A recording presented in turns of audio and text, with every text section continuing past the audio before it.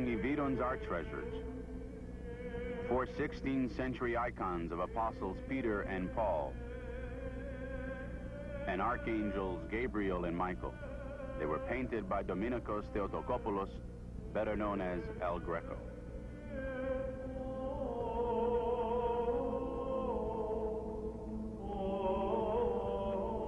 Once a year, each monastery observes a special feast day and festival.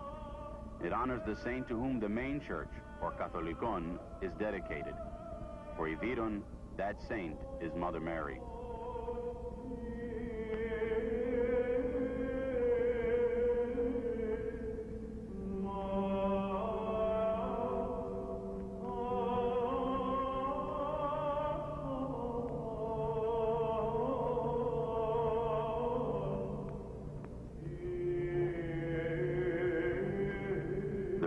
Ceremony precedes the liturgy. Each item of the vestments duplicates to the most minute detail the garb worn by bishops of Byzantium, and the crown is the final adornment.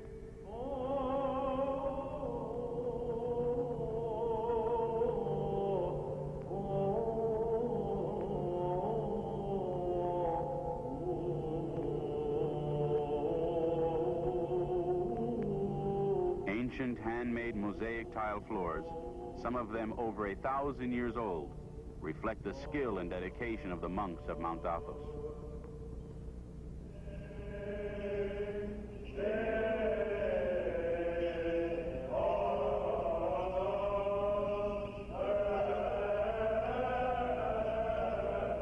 One of the major events of the 3-day religious festival is the transfer of the miraculous icon of Virgin Mary, the gatekeeper, from her small chapel near Iviron's gate to the main church, where the Agrypnia, a 12-hour all-night vigil service, will be held. Bishop Stylianos of Melatoupolis leads the procession of monks and lay pilgrims as they carefully transfer the icon with typical Mount Athos ceremonial solemnity.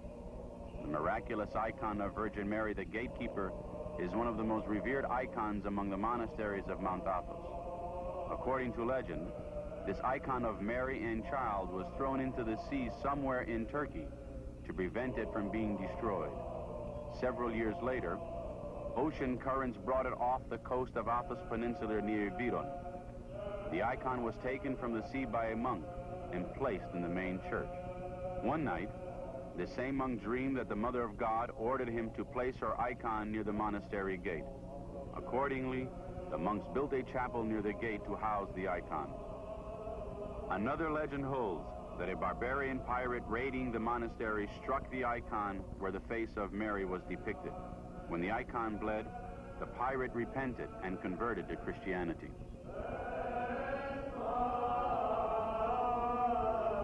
The Eastern Orthodox faith regards the icon as a holy living presence, and the kissing of an icon becomes a communion with its spirit. Centuries of candle smoke have darkened the pigments of many icons.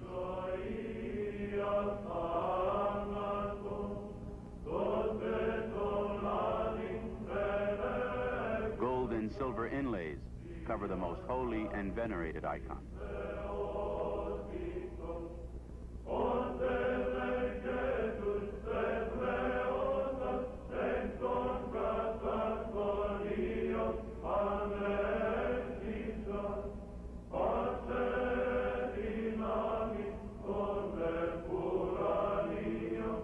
Chanters from all over Mount Athos have come to the chapel of Virgin Mary, the gatekeeper, to take part in the service. Officiating are the priests of Lavra.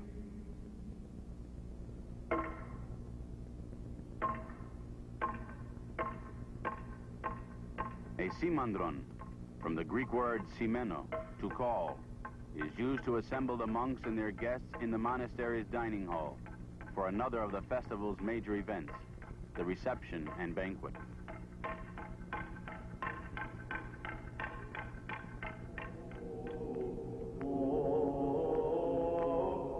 The ancient Byzantine frescoes on the dining hall's walls and ceiling are constant reminders that Mount Athos is literally a living museum and the custodian of culture.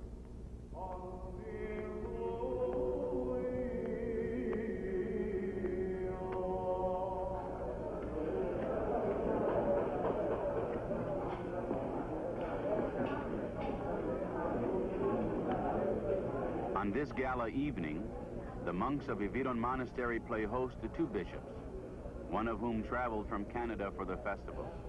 Other special guests include the honorary abbot from Lavra and the civil governor of Mount Athos.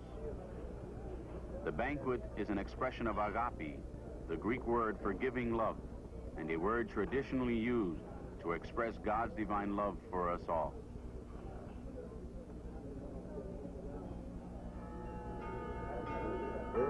At the conclusion of the festival, the time for farewells.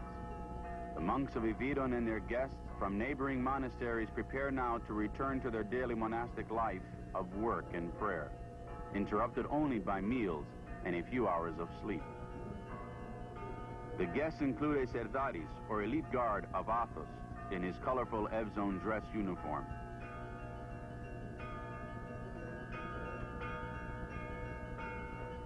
Before departure, the honorary abbot from Lavra returns the crown, cross, and staff of his temporary office, restoring authority to Ividon's permanent leaders. Many of the guests attending the festival are relatives of the monks, fathers, cousins, brothers, nephews, and the ancient rule is strictly upheld. There are no mothers or sisters, for no females are allowed to visit the monasteries of Mount Athos.